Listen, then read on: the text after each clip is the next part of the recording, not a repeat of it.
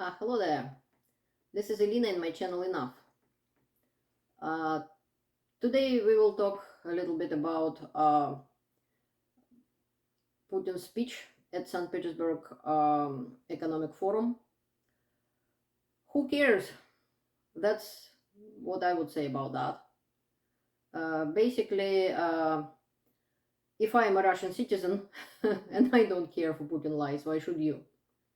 Uh, Today we will be exposing Putin's propaganda. A few words about the Economic Forum. Mm, the aim of the forum is to attract investors in Russia. And after the war in Ukraine and after so many lies Putin told already to the world, and a lot of foreign companies already left Russia, you can understand why they wouldn't want to come back and why nobody would like to deal with Russia, because Putin's lies all the time. And I don't think in the nearest future would be we can find the companies who will voluntarily decided to go to Russia and risk everything will be taken away basically from them. So the point of that forum was absolutely useless at this situation. It's the whole money spent on that is also useless. So it wasn't all that much economical forum or international as well. It just, if to look at the countries who attended, I couldn't even find easy enough, or I still didn't find how many countries actually attended. In some place I saw that about 190 countries were invited. Out of them, in one place it's saying 141 countries supposed to come or came. In another place it said 115 supposed to come, and then 127. So the numbers always changing. And out of the countries who actually did attend it, who came to the forum, is a few countries like China, India.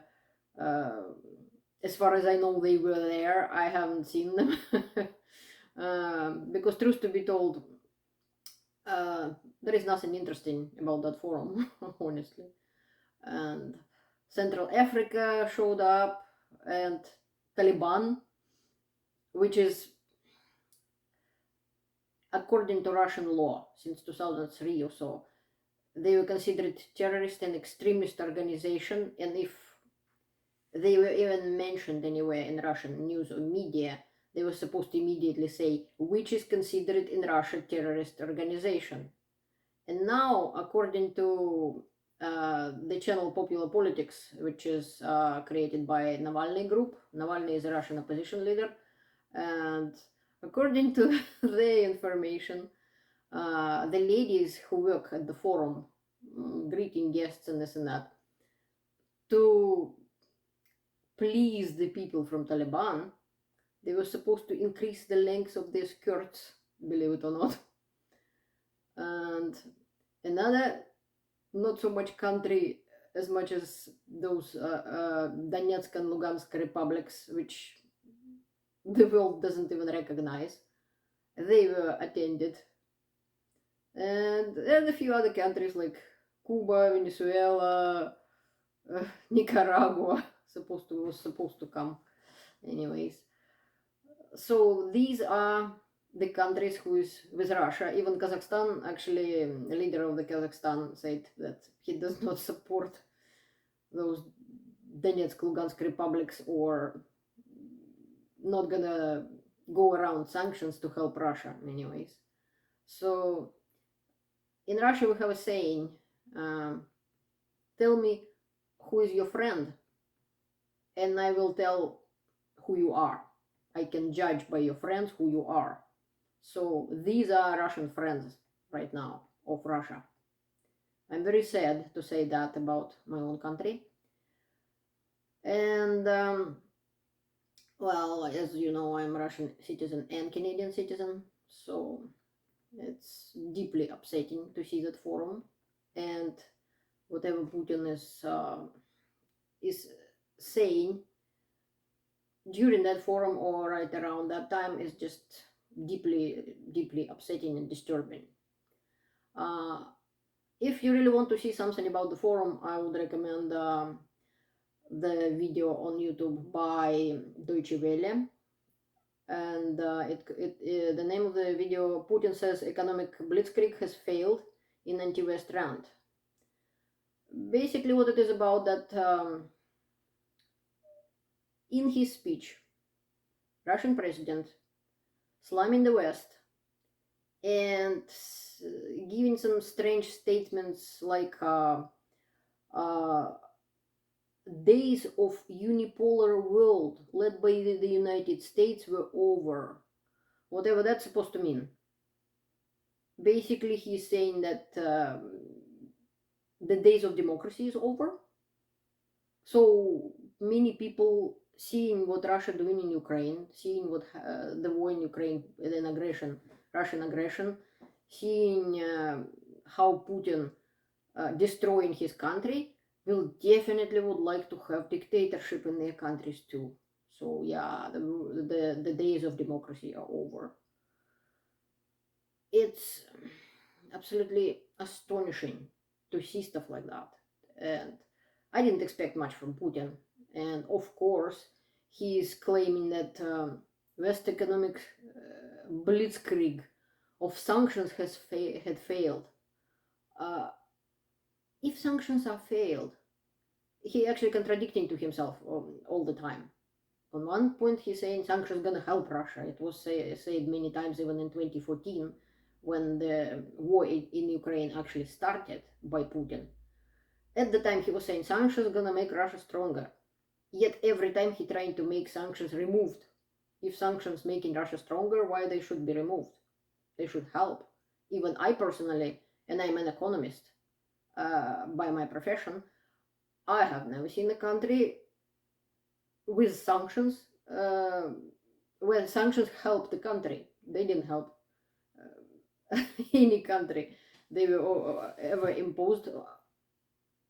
It never helped the country. That's why the sanctions are imposed. In this case, the sanctions imposed because of the war in Ukraine, and they imposed not to make Russia weaker or doing something bad to Russia. No, they imposed because the money Russia received from selling oil, for instance, helping to finance the war. People dying every day, Ukrainians dying, Russians dying, and Putin destroying my country, destroying everything. Economy is in Russia holding up for now. It's because Russia still has money inside the country, and it may last by the end of the year, but it may not. And the policy was Putin doing, whatever Putin does with that war, hurting Russian economy, and it will hurt it more and more and more. Because instead of using money to develop industries in Russia, he preferred to sit at the pipeline and trying to make it strategic, as he called. So using it as, if you're nice to me, I'll open it up and I'll give you some oil or gas. If you don't, then I shut it down and you're not gonna receive anything. That is easy to control, easy to steal. That's what he was doing. He wasn't developing Russian economy. And even from the day the war, I would say, full-scale invasion started on February 24th this year, the prices of food are already growing. Again, the channel Popular Politics has created a special website where they're comparing prices, and they're growing on, depends on the food, they're growing from 40% to 70% and so on. And Russians already started to notice it, but not as much as they will notice. People losing the jobs, companies leaving Russia, even oil. Russians can't even drill for oil by themselves. That's why Shell was there, and Shell left. And So now with that economic forum, Putin trying to paint a picture, again, what doesn't exist. Russia and USSR, they didn't even have a real economy. It always was cardboard economy, supported by the government and propped by the government. That is why ruble is still holding up, which even ruble even stopped being a convertible currency anymore. So I don't know. I don't think it's in any way good for Russian economy. And the countries Putin invited and came actually to his forum, basically not gonna give Russia all that much of anything, especially if the Europe will stop buying oil, and they will. It is too bad that they didn't use that 8 years to become independent from Russia for oil. Even Putin was keep saying that he gonna blackmail them with that stick.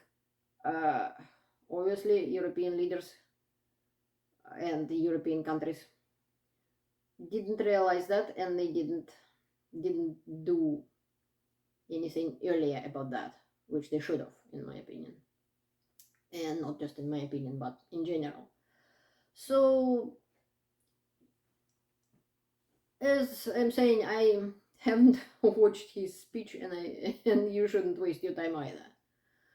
And even if in your country, not everything is perfect, and every country has its problems. But believe me, Russia has way more problems than your country if you live in a civilized world, I'm saying, and well-developed countries, democratic countries, and countries of free world.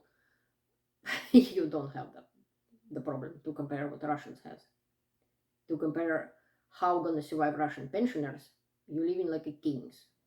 Trust me on that. I lived in USSR and I lived in Russia.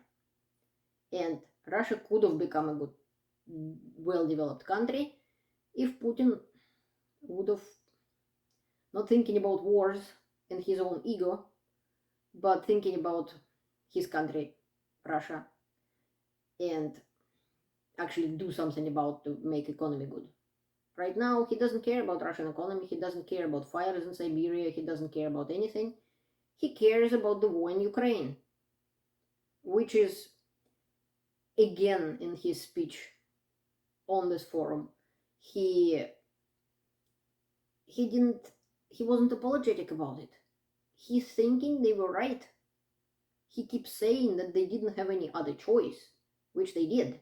There was absolutely no reason for that war whatsoever.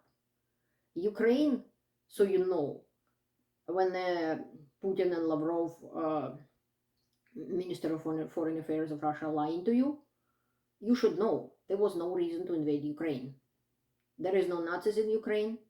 Two Nazi ultra-right parties in Ukraine, which every country has, together combined, didn't make even 2% of the votes, neither in 2014 nor in 2019. If Ukraine would be a Nazi country, they would be elected the Nazis in the parliament.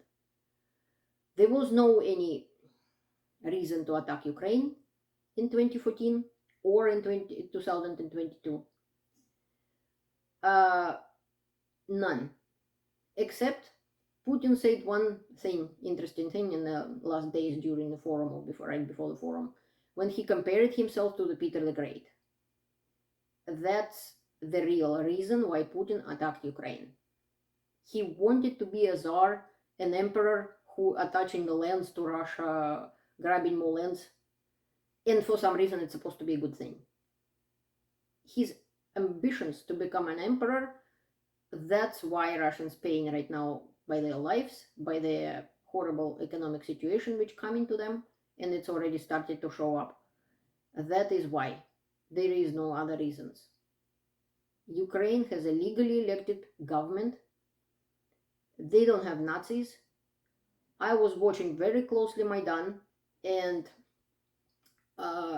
Euromaidan, the Ukrainian kind of like revolution. In 2 words, in 2013, in 2014, Ukraine was supposed to have an agreement, trade agreement with Europe. and it was all ready to sign. Then the president Yanukovych at the time went to meeting with Putin. It was during Olympic Games, just wasn't Russia just had Olympic Games and stuff like that. And when he came back, he stopped that agreement. For Ukrainian people, he took away their future. His corrupted government took away the future of Ukrainians. That is why they went to Maidan Square in Kiev and they was protesting, and it became like, I mean, a revolution, but the people's protests was peaceful. Yet police forces, Berkut for instance, shoot at people. About 100 people died. And people were upset. There were lots of demonstrations and protests, and I watched them from different sources. I watched them from public videos, and people were filming with their telephones and stuff like that, and trying to understand where the bullets were coming from and so on. And trust me on that police forces would not shoot at people if they didn't have an order. So president of Ukraine at the time, Yanukovych, understood that he's going to be charged with the crimes against people, and he ran away. He ran away. That's what happened in Ukraine. And he ran away to Russia, to his master, like a dog with a tail between his legs. So what Ukraine was supposed to do? What do you expect them to do? What would happen if the, let's say, president of the United States ran away into other countries? Let's say, I wouldn't say Russia, into Canada, let's say. What, United States are going to sit and cry? What we're going to do now? No, there are procedures, and so did Ukraine. Out of the people who were elected into Duma, they elected a temporary government, and then there were elections. So they elected a new president, and they started to live their life. That's what happened. It's all legal and all how it's supposed to be. And there was no Nazis in Ukraine. And at the time, in 2013, before Russia invaded Ukraine, invaded Crimea, with these insignialess troops, Ukraine did not talk about joining either NATO or European Union. Period. There was no conversations about joining NATO because nobody was attacking Ukraine. Ukraine wouldn't even dream that Russia could attack them. They would not. And there was no question about joining NATO. NATO was reducing its forces and was planning to reduce its forces, and I have proofs and all, and even numbers saying how much each country was reducing their forces in Europe. So talking about right now, when Putin talking about Lavrov that it was about NATO expansion, it's a lie. There was no expansion. On the contrary, NATO was reducing its forces in Ukraine. In Europe, there was no NATO forces in Ukraine. Now, even Sweden and Finland wanted to join NATO. Why? Because they're afraid of Russia. Because they're afraid what happened. And since 2014, many countries, even Ukraine, started to want to be a part of NATO, started to want to be a part of European Union. Ukraine was a highly corrupted country. That's why there wasn't even a talk about them joining European Union. Of course, Ukraine would love to. Why? Because every country who joined European Union from ex-Warsaw Pact countries, they increased the economy, just bloomed after that. Of course, Ukraine wants that. Why not? So this is what happened. Ukraine wasn't planning to join NATO before Russia attacked it. The most people died in Ukraine in 2014 and 2015 when there were actually fighting going on between terrorists from Donetsk and Lugansk Republic and Ukrainian government. And again, if Ukrainian government would be Nazis, when it all just started, and the bandits trained by Russia, leading by KGB officer Strelkov, Girkin, now Interpol is looking for the guy, when they started to occupy government buildings in Ukraine because they were taught by their handlers from KGB how to do it. They were armed by KGB, taught by KGB, and led by KGB. Well, FSB at the time. So in this case, Ukraine would have Ukrainian government would have just shot them. So there was absolutely no reason to attack Ukraine, neither in 2014 nor in 2022. It's a propaganda and lies. That's all. Nothing in it. And expecting that the world will forgive and forget and started to deal with Russia again on Putin's part is silly at best.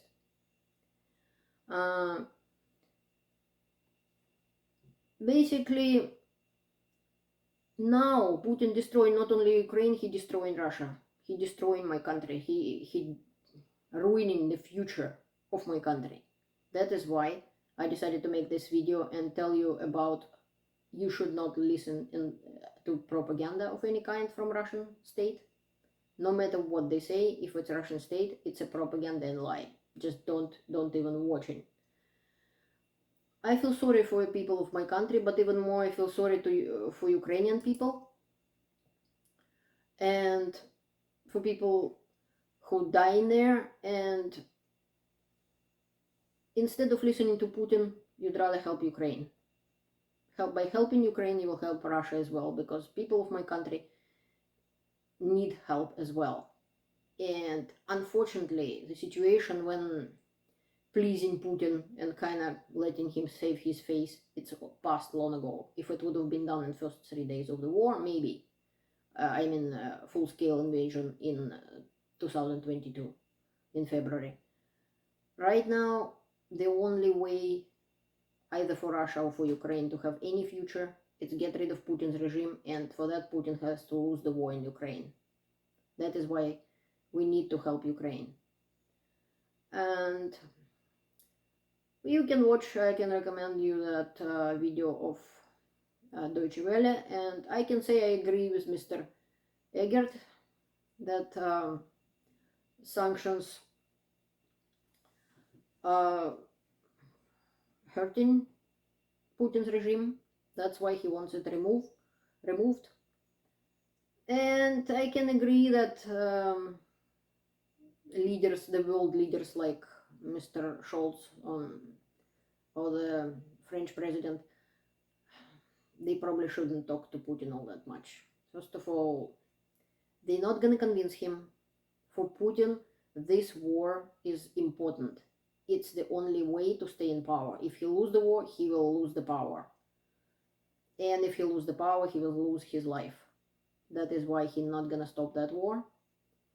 And the only way is keep putting sanctions and keep helping Ukraine. Thank you for your attention. If you need any more information, I'll provide some more information in the description to this video.